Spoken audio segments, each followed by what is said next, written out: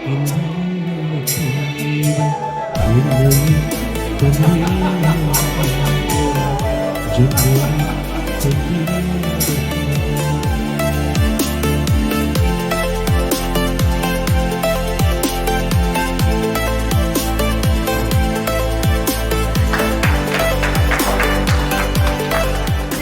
Club of Guindy's weekly speaker meeting called. So I would like to remind ourselves the 4-way test of the things we think, say or do. Is it the truth? Is it fair to all concerned? Will it build goodwill and better friendships? And will it be beneficial to all concerned? So this is what guides us in our everyday life. Thank you. Good evening. I'm a big fan of IPL actually, and I'm a big fan of Sundar Raman also. So I was just told to give a thought for the day. So I just thought it always seems impossible until it's done. The reason I was just thinking about this is about that 2009 when you guys moved the IPL from India to South Africa, because I think it looked almost impossible, or definitely impossible. But within a matter of 1 month, so much was done to make sure that it happened, and it was flawlessly executed. Excellent work actually. Thank you. Are you ready? Yes!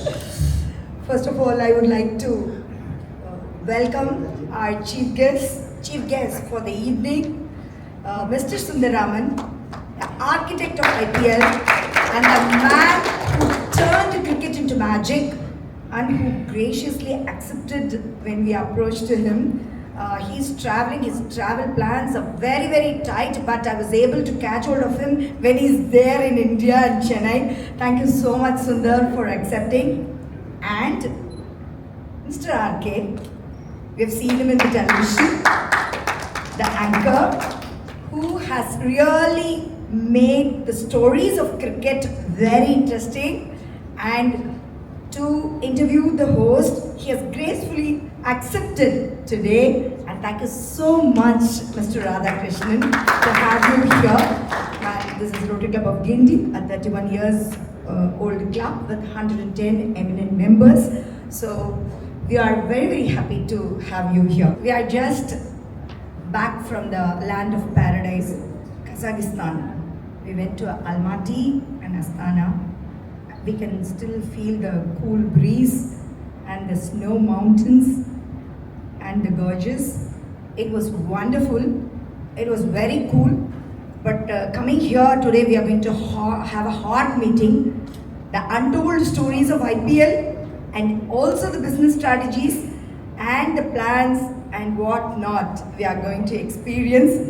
So I welcome you all the members, for this wonderful meeting. This month, we had a fantastic international trip. The trip was not just only for enjoying, we also developed some meaningful relationship with the Rotary Club of Astana. The hero behind Mayappan, can I ask you to kindly raise?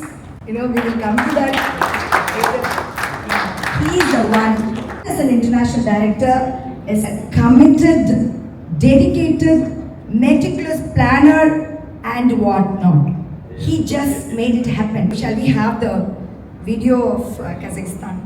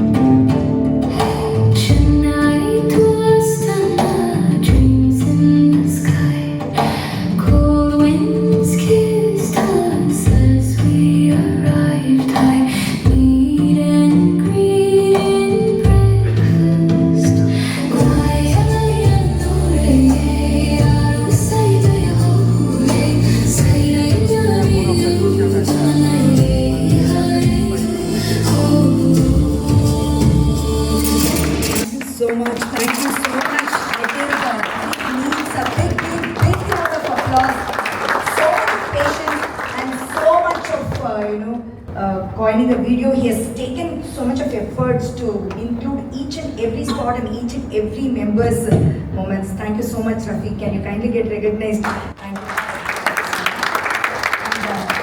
Good evening, everybody. I don't know where to start. It's months of hard work that finally ended up like this. It felt really beautiful to watch each of those moments. Radha and I were laughing at small things that happened, It was a fun-filled trip. So I would like to thank Rotary Club of Guindy, the president and the senior members who has given me this opportunity to take all who enrolled actually to this wonderful place. And I'd like to thank Mr. Rafeek for wonderfully capturing every single bit of information that I would like to see in there. And there were so many moving parts, and I don't think I'll have time to thank each one of you, every one of you. Thank you from the bottom of my heart. And Radha was like a pillar. She was behind me for each and every small thing. Full support. I'll be there. So I had the full freedom. I didn't have to think twice before coming up with something new. And yeah, thank you so much. Thank you. I would like to invite Alamu. May I request the chief guest to come over and honor them? Thank you so much, and may your contributions continue. Okay. Wow. Very colorful. So next is a new member induction. We are adding one more person to our Rotary Club of Guindy. May I request Mr. Lakshmanan and his wife Umayal to come forward. He is a proud BRI member and he runs a company called Claire Aqua into water treatment. We will know more about him in the coming meetings. Welcome you, Mr. Lakshman and Ann. From today you will be called as Rotarian and Ann will be called as Ann. I would like to shortly tell about the events which happened. We started with Shakti Kudu. Shakti Kudu is a project where we give good nutritious food to the pregnant women. We thought if we feed the mothers, the children will be taken care. That project is called as Shakti Kudu. Thanks to Sri Raman who has done it. And the next we participated in a project called as Tayal Nagi, organized by a district, donating sewing machines to the underprivileged women to create a job opportunity for them. I request past President Venugopal to introduce guest speaker of the day.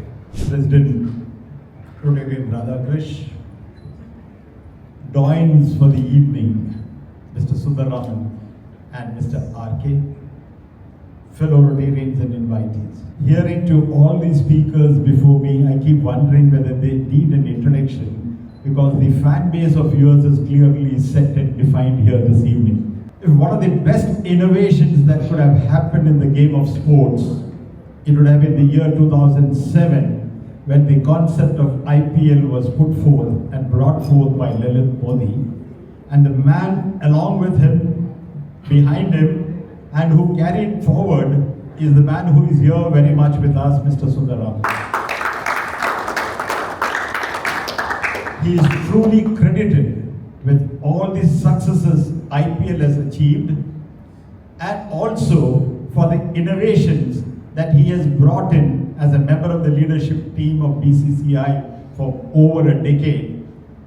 And that's precisely what every cricket lover in this country enjoys most. He also happens to be the promoter of the South African Cricket League, right? So there stands his reputation. It is not only national, it's certainly international. And for all this, he's a Madurai-born lad, graduated in Coimbatore, post-graduated in Mumbai, honed his skills in administration and management in Mumbai and Delhi, and there are rest of it, his history, which he pursues further. One of the standout features for me going through his biodata would be that presently he is the director of the Reliance Foundation for Youth Sports. I've been following this when the concept came in, and the normal thought that one would have is Reliance, of course. But the ethos and the efforts behind it, which started with him as the CEO for RIL, as sports CEO for Reliance Industries Limited, would be that their focus has been on the age group of 12 to 21 to nurture young talents, to look and visualize a future Messi, a Salah, a Ronaldo from this country or from the slums of this country or from the schools of this country, from the rural areas and backgrounds. Apart from cricket, they are focused on athletics in a big way, and over 50 or 60 Olympians in the making who could be podium finishers in the near future are all being groomed through the innovations, administrative skills of Sundar Raman in particular, I must say, of course, with the Ambanis at the helm. So, such are the doyens that we have. And of course, his good friend, I must say, RK must be his good friend, absolutely no doubt, because he has a media connection too. He started his media journey with ESPN in his very inception years, was there in their headquarters in Singapore and back to India, and thereon he has been the face. If Sundar Raman is the backbone of whatever is happening in sports, or interestingly, he is not only there in cricket, he is also there in football. And interestingly, so is Mr. RK, that he is a sports presenter, a sports broadcaster, on returning and being off from ESPN. He has been for 6 cricket World Cups, 2 FIFA World Cups. He's been with the Tokyo Olympics. What more can you expect? It could be in the bucket list of anybody, and far away is the bucket and the list for anybody else sitting across here. So I certainly would not want to be in between the doyens here. And before I move on to the boundaries, may I welcome both of you to get into conversations.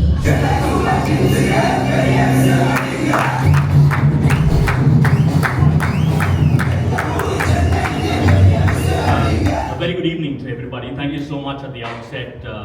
Really a pleasure.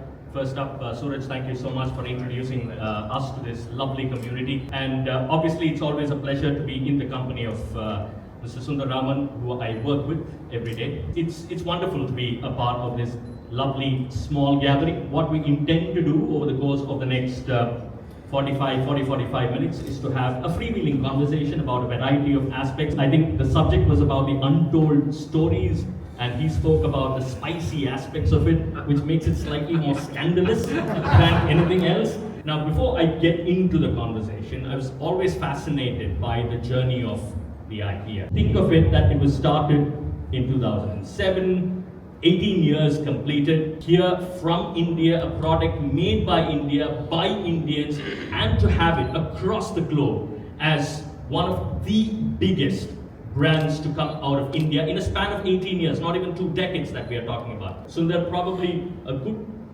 area, a good point to start off with is with when you started, did you think that it will grow into the lovely brand that it is, the humongous brand that it is? First of all, thank you RK for setting the stage, and thank you everybody for having me over along with my friend. And I thought this is going to be RK's show, and I'm just going to listen to all the fascinating stories that he's going to speak and then nod my head. Yes. No, I thought my job was easier because I'm going to ask the questions and leave it to you.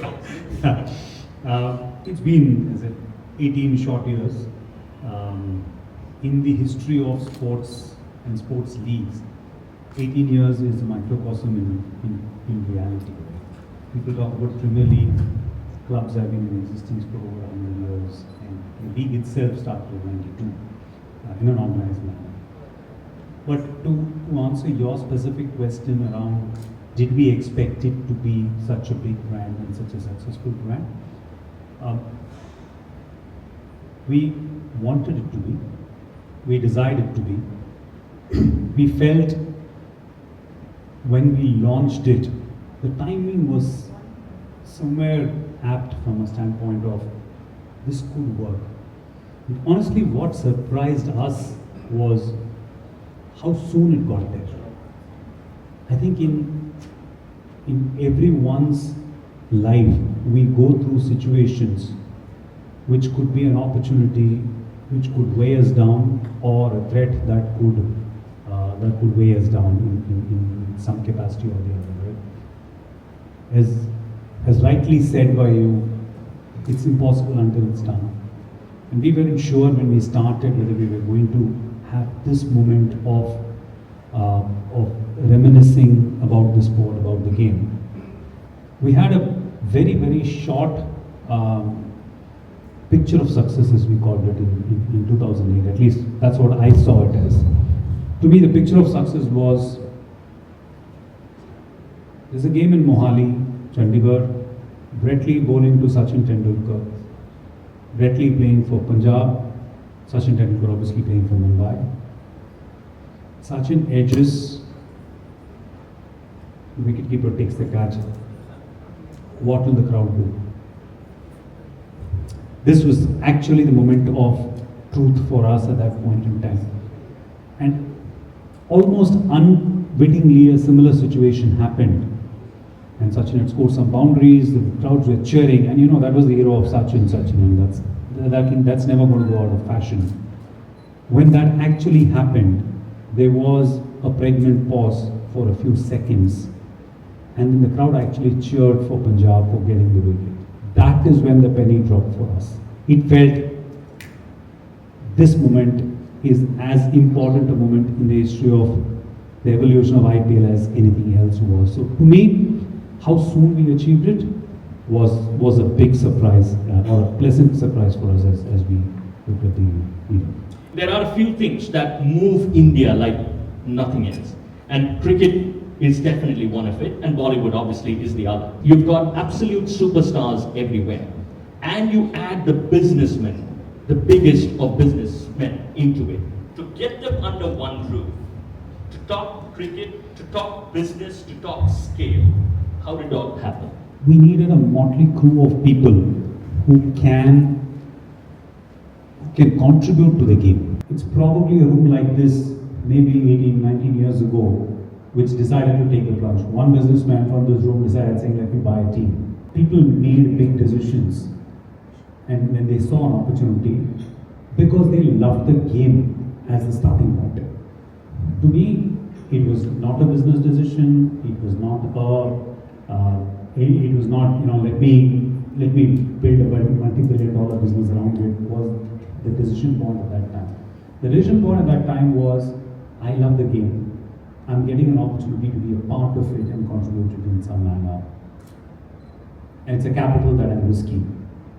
So what can go wrong? That's how the decision was made. To us, getting those people in the room was important because they put the love for the game as the fundamental starting point.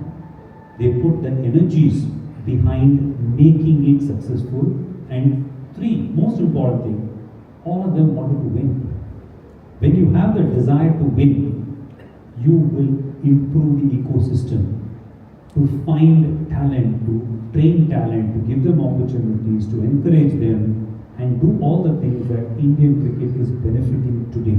When a Team India is selected, there is not a question about a guy's capability or talent, because you have seen that guy perform multitude of times in front of many people, and that's changed the narrative. There's no more concept of this guy is coming from this zone and therefore he's being picked, right? So we envisage some of these developments to happen, and that's sort of, in reality is happening. When you're talking to people who were interested in buying the team, because cricket existed before that. Is it about the packaging? Is it about the rivalry that you built up? Or over a period of time, the hero building has been tremendous. We'll get to that in a moment, but just take us through that phase of it. Very interesting, RK. The way we saw the development of the game at that point in time was, if you read the tea leaves over the 10 years, India started watching a lot of cricket after the 83 World Cup, Kapil Dev and his Devils. Then there was Ravi Shastri with the Audi. There was some kind of victory or the belief to win, that we can win and compete, was very firmly established, right? Then came the era of Sachin Tendulkar, right? And most of us would have switched off our television sets when Sachin got out, right? And that's the extent of interest that we had in the game at that point in time. In and around the late 90s, we had the era of Sachin, Saurabh, Anil Kumble, Rahul Dravid, VVS Lakshmanan. Right? Those 5 stalwarts who ruled the entire ecosystem. If you're actually a kid, desirous of playing the game, and if you're born in an era when these 5 are playing, you practically are one of the 1 billion people fighting for 10 slots in the country, because the 5 slots are taken by these 5 people. They were never going to sort of give up their slot in terms of the capability and skill. So you could get to play the game that you so dearly love once in a while, and you had to be literally one of the 10 in a billion to be good enough to get into the national team, because that's the only format that existed to play at the highest level of competitiveness. That put pressure on people. You turn up, you had a bad day, then you're not in consideration at some point in time. Towards the early 2000s, when India started to win, and the 2003 World Cup, we reached the final. 2007 West Indies, we were not good enough to cross the first stage. 2007 March to September changed diametrically opposite. One thing that was common was Indians celebrated when India won. Right? To us, the gospel became, how can I make India win every night? In IPL, India wins every night. So to your point about getting all of these together, India winning every night ensured you had 4 overseas players, but whether it is a Punjab versus Rajasthan versus Kolkata versus Chennai versus Bangalore versus Hyderabad, is incidental because an Indian player is there in that team and you cheer for it, whether it's Yuvraj Singh or whether it is Mahendra Singh Dhoni or whether it is Rahul Dravid or Anil Kumble or Gautam Gambhir or whether it is Sehwag. India wins every night in the IPL. And that is a big takeaway for us, which changed the narrative of what does it take for us to get fans to tune into watching their favorite game every day. India has to win, Indians have to perform. That's how the entire narrative was built around. Yeah, when you look back at the IPL and when you're looking forward to the next edition of the IPL, you're essentially looking at a few pillars on which it rests in. One is the economic engine that it has become, not just in terms of the broadcasting rights, but in terms of creating the entire ecosystem. You're a man of numbers. I mean, we kind of hear the numbers more often than not. In terms of where it was, in terms of the amount of money that was paid by the broadcast, because it was a huge fund at that point in time to sell the rights for a period of 10 years at that point in time, or probably 5, for the amount of money that it was big. It was unbelievable, and therefore it triggered a whole cascading effect in a very good way in terms of offering people jobs, offering a path, as you said, to cricketers to take part in cricket and just doing some wonders. Interesting you say that, because when we started the IPL, as you rightly said, cricket was already sort of a desired sport because India was center of gravity when it came to the economics of the sport, because everybody wanted to play against India. Broadcast money from India was great. The challenge that we had as a result of that was the only window IPL could get was in April and May, when no cricket was played in India. What was interesting was, as the economic value for India became bigger and better, people started to realize, hey, this seems interesting. But when we went to the proposition saying we want to launch IPL, we got April and May because that's the summer, as you know, in India. Nobody was interested in coming and watching the games in stadium. I think Chennai understands summer better than fair. So if you look at it, we were given a lemon and we decided to make lemonade with it. As you said, the opportunity was, okay, this is the window you're giving me, fine, we will make that the best window for cricket in the world. And that's how it started. So what did we do? We actually scheduled matches in the evening, and that time, if you remember, 4 p.m. and 8 p.m. when IPL matches were. And at 8 o'clock, streets were empty. you wouldn't see the traffic that you saw in front of Hyatt this evening, right? So that's the kind of frenzy that IPL brought in the early years, because that's the only time when cricket was not played in Australia, South Africa, England, or the only country that played cricket at the time was possibly early part of West Indies, the Leeward Island side of West Indies, which didn't go through it. So when we got April and May, we grabbed it and said, fine, let's take it. April, May, June was not the biggest season for hotels. Today, try getting a room in the city of Chennai in the month of April, May, June during the IPL match days.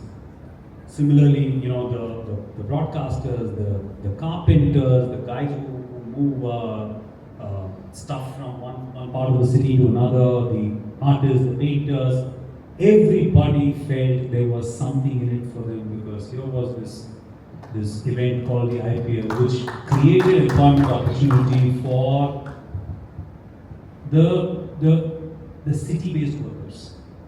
And that's a big thing. When you come to an IPL stadium, and I'm sure some of you would have, or if not, please do take the opportunity.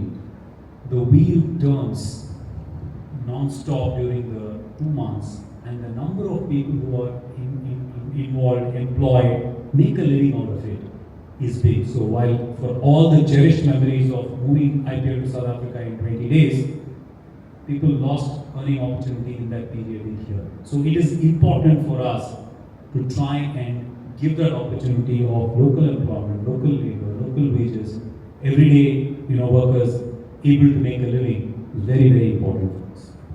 20 days, did you say? In South Africa, have you written a book on that? I'm sure there's a book that's It's an interesting story since you teed it up for me. Is I remember 22nd of March 2009, we decided that we can't play the IPL in India despite our best efforts. Okay, let's figure out where we want to play. And IPL was scheduled to start 8th of April. And this was 22nd of March. He said, let's figure out. First said, okay, let's go to South Africa. And then we'll go to England. And then we will see where we're going to play. We'll take a call. And we landed in South Africa. We decided we're going to play here. What about England? No, we're not going to go there. This is fine. The splits are well. Let's go ahead and do it. And IPL was supposed to start 8th of April. We had to delay by 10 days. So it was scheduled to start on 18th of April. I remember the date exactly. And we did probably 22-hour days for that entire period. And all of this while we had some broadcaster discussion going on, because we didn't have a broadcaster at that point in time, if I remember it all. Some litigation was going on with the broadcasters too. So it's mammoth. Why did South Africa fit the bill? What makes you say South Africa fit the bill? Two things. Actually three. One, South Africa had great infrastructure. So we didn't have to worry about stadium. We didn't have to worry about whether venues are ready or not.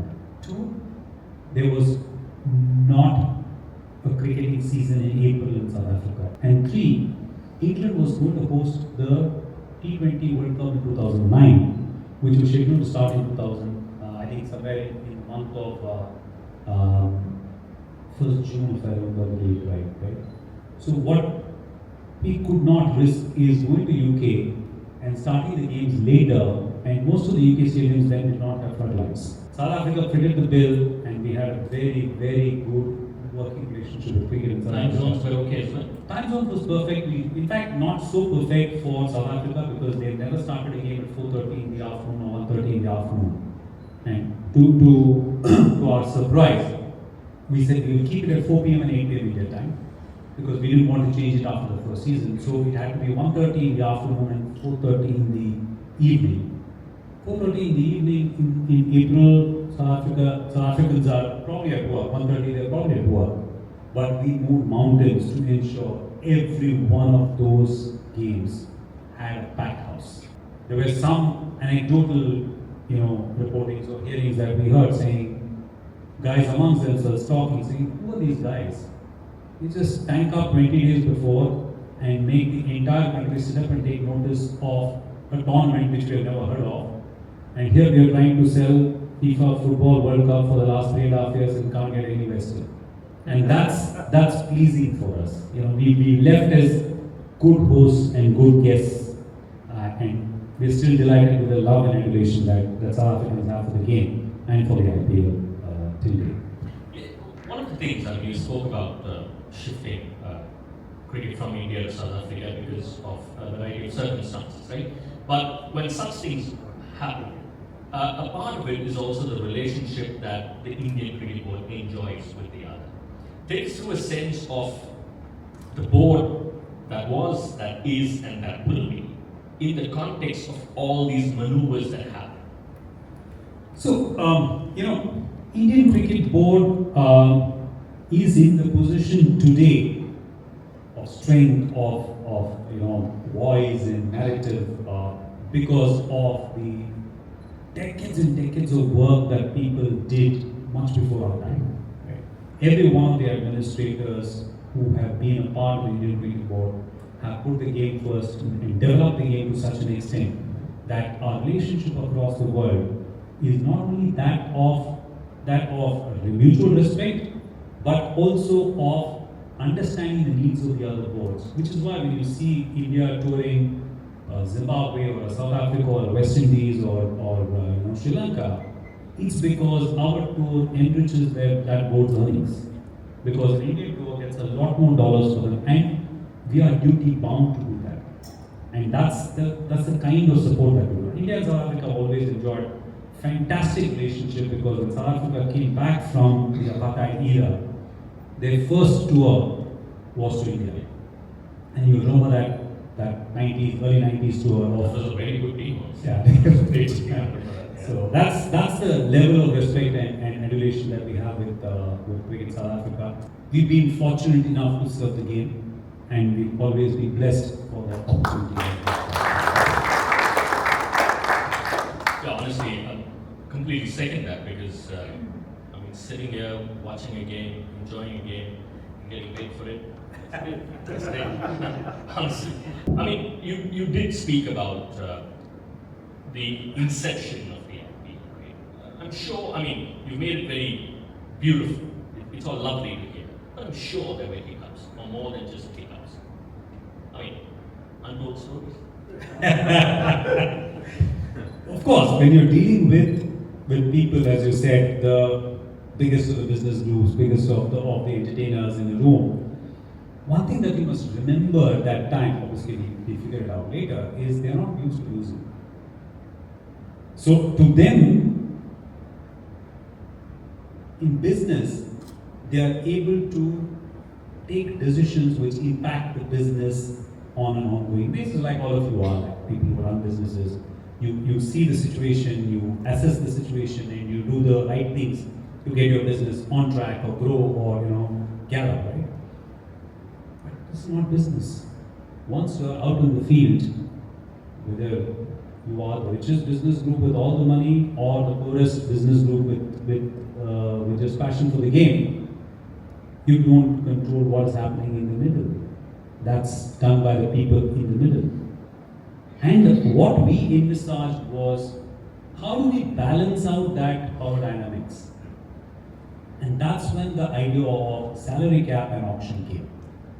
When we discussed this and say, listen, something fundamental has to be adhered to. The ground principles or basic principles is, every team at any point in time of the year of an IPL season should have the capability to win the championship. Which means all teams have to be evenly balanced. The only way you can do that is by introducing the salary cap and doing a transparent auction for players to be sort of rostered through an open auction system, which was path-breaking in that time. If you look at it, we were accused of a lot of things at that time, and but we stood our ground because we were very sure the amount of depth that we have dug to build the foundation for IPL is so good that the foundation can stand on its own and stand and support a very, very tall building which is going to be there for years to come. Yeah, it's amazing in terms of how much the IPL has grown, obviously, over the years. One of the things that has helped, obviously, sport is fundamental today, but you need different elements to amplify the sport that is being played. And in that sense, how much have the broadcasters played their part? Broadcasters are interested in events and content which is loved by the fans. So which means the content in the middle has to be good. So they flock for that. What Sony did in the early years, so there was something tectonic at that point in time, because for the first time a sporting event and a league was put on a movie channel and not on a sports channel. If you remember, the first 10 years this IPL was on Set Max. Set Max was a Hindi movie channel. IPL finished, next day morning you saw Suryavanshi for the... Yeah, I know, I was about to call Suryavanshi actually. For some 3040th time or something like that, right? So, that's the very best.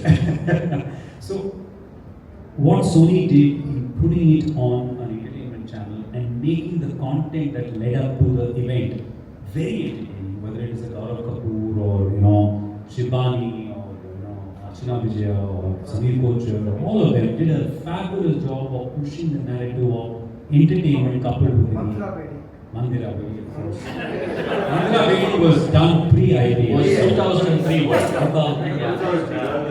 Factually right. But we get it wrong. We get it. So to us, that was significant move. Two, we also enforce as a league level that IPL must be covered in multilingual.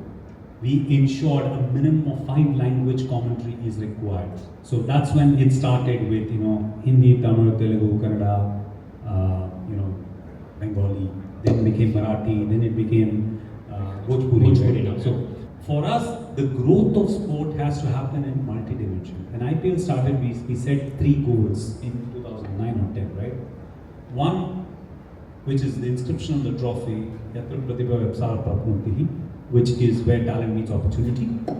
2, we must generate money which can be fed back into the game, which is in terms of infrastructure.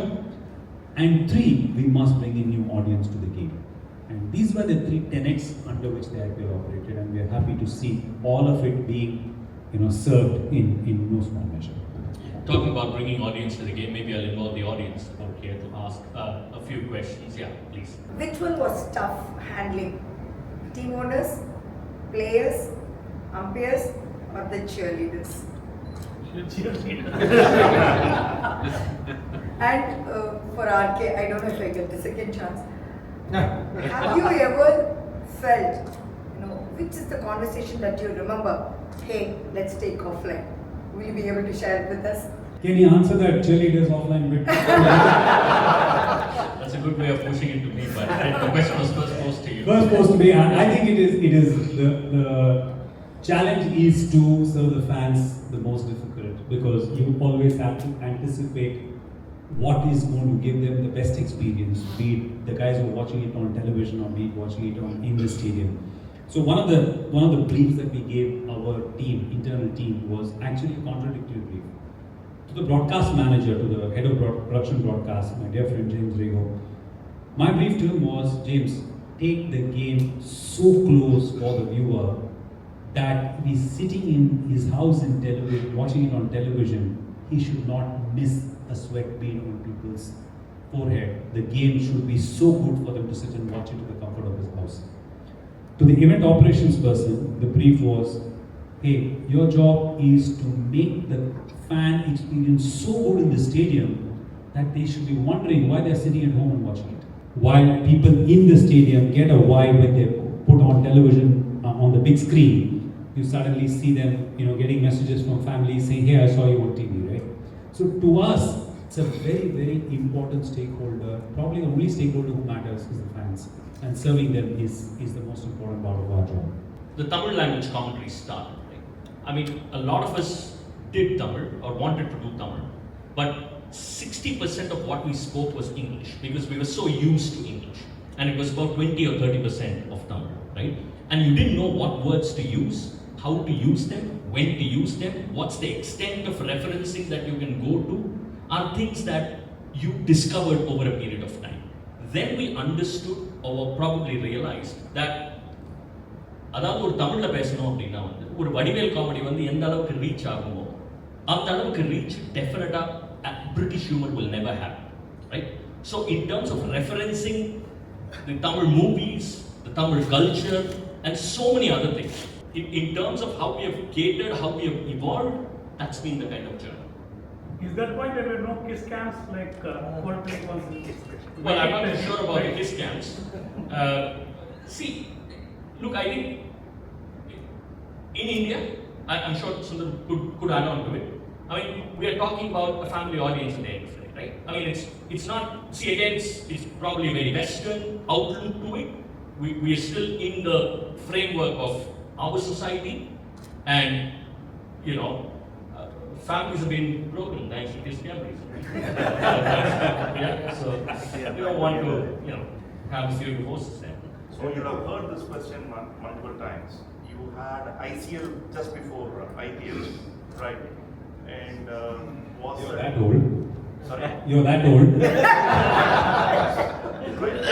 And was it IPL was born, put down ICL, or it was something which was there in the cards before?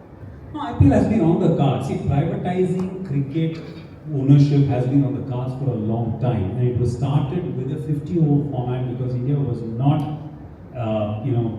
India had not taken to the T20 format then.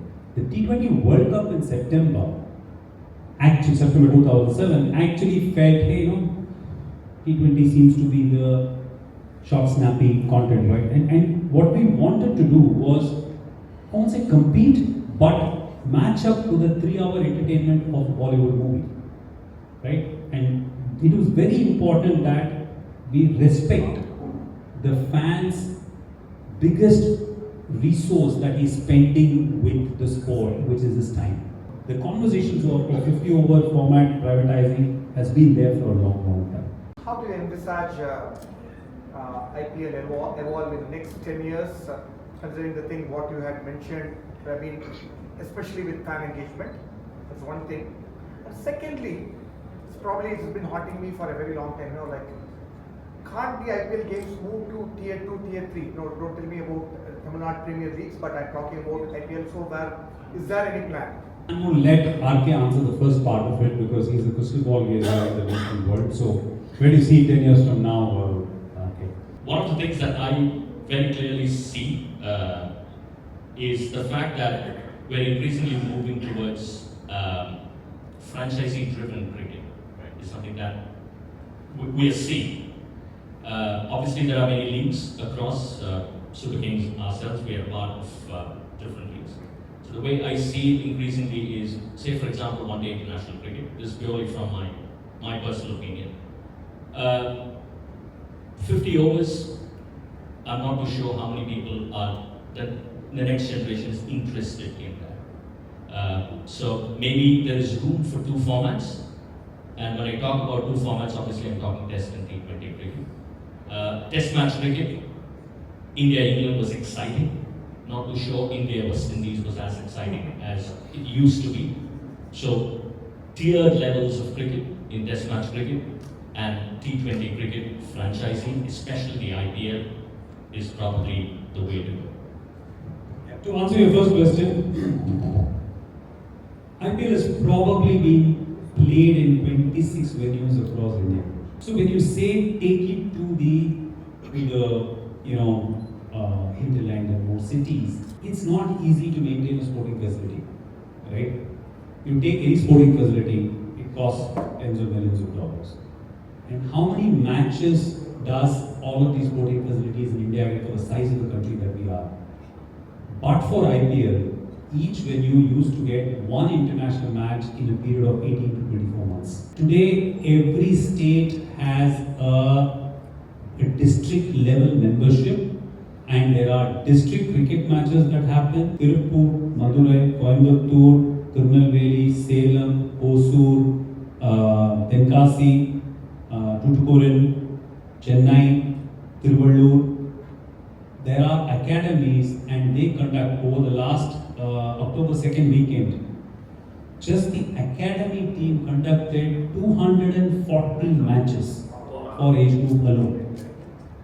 So to me, infrastructure is not stadiums. People get to train under the watchful eyes of a coach or a set of coaches, and they need to practice their game. And there are enough grounds for them to trade. So that exists today because the Indian cricket system, thanks to the IPL, to the BCCI, the money that got generated, has funded a lot of these infrastructure development across the states that is the history. Really appreciate the lovely audience. Thank you so much for Thank you once again.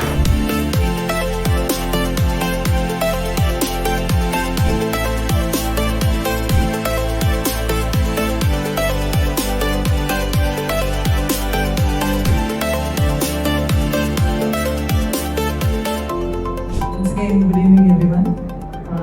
Just like a cricket, every match ஒரு man of the match இருப்பாங்க இல்லையா? So அதே மாதிரி தான் every month இங்கே ஒரு rock ஸ்டாரை நாங்கள் வந்து செலக்ட் பண்ணுறோம். அந்த ராக் ஸ்டார் எப்படி செலக்ட் பண்ணுறோம் அப்படின்னு சொன்னால் பியாண்ட் த மைண்ட் அப்படின்னு சொல்லலாம். அது அவங்களோட டைமாக இருக்கலாம், அவங்களோட எனர்ஜியாக இருக்கலாம், ஸோ அவங்களோட கான்ட்ரிபியூஷன் எவ்ரி திங். ஸோ அதுதான் வந்து எவ்ரி மந்த் நாங்கள் ஒரு ராக் ஸ்டாரை வந்து அனௌன்ஸ் பண்ணுறோம். ஸோ இந்த மீட்டிங்கில் நாங்கள் 2 ராக் ஸ்டாரை வந்து அனௌன்ஸ் பண்ணுறோம். ஏன்னா லாஸ்ட் வீக் ஆகஸ்ட்டில் நாங்கள் கொஞ்சம் மிஸ் பண்ணிட்டோம். So August month our rock star Mister Karthikeyan, our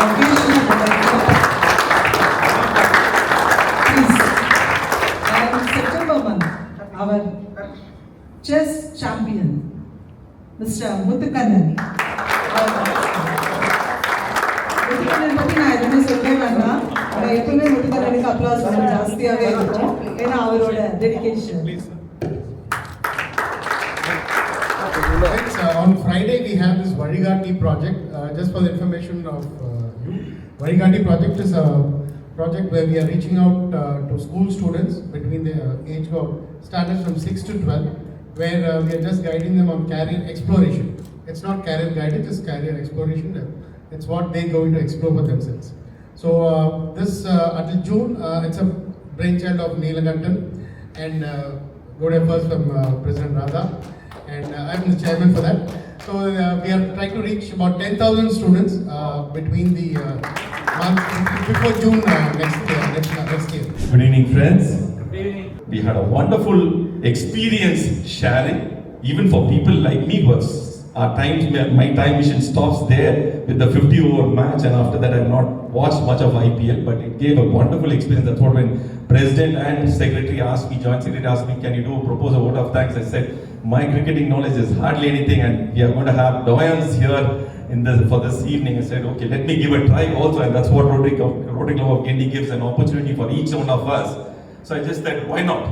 And Sundar Raman, the former CEO of BCCI, wonderful, the flow which he had was super, and along with him, RK, a person who gives life to cricket, brings the game alive with his voice.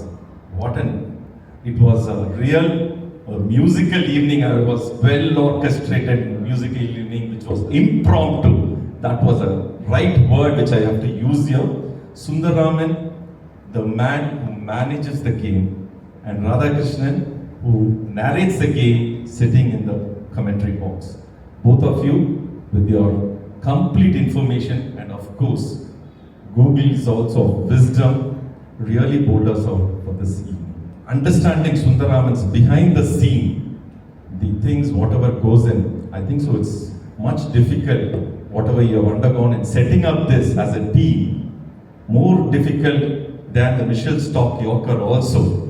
And the wit and passion of our RK really made us, brought us to the stadium shouting, almost we shouted as sixers, that kind of a feeling it gave in, and it was a wonderful Jugalbandi, I would use the right word, if I'm allowed to use that word, Jugalbandi, to enjoy both of you. Thank you both of you by being with us here for this evening, and more importantly, President Radha, Suraj, her friend, who's been tirelessly supporting Rotary Club of Guindy by bringing all the stalwarts to our club.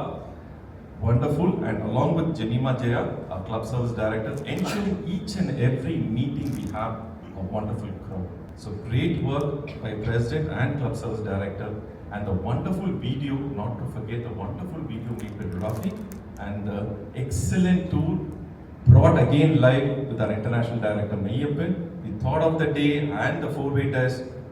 It delivered very well, in style, by my good friend Bashir and Shrikant and whatnot, the entire Rotarians, the visitors, our friends who had been to Kazakhstan. Let me thank you once again with all of you all for being here this evening. Let's end this evening with a common spirit, Rotary and cricket share together. That's team spirit, passion and fair play. Thank you for this wonderful opportunity. Let's wait for the next one.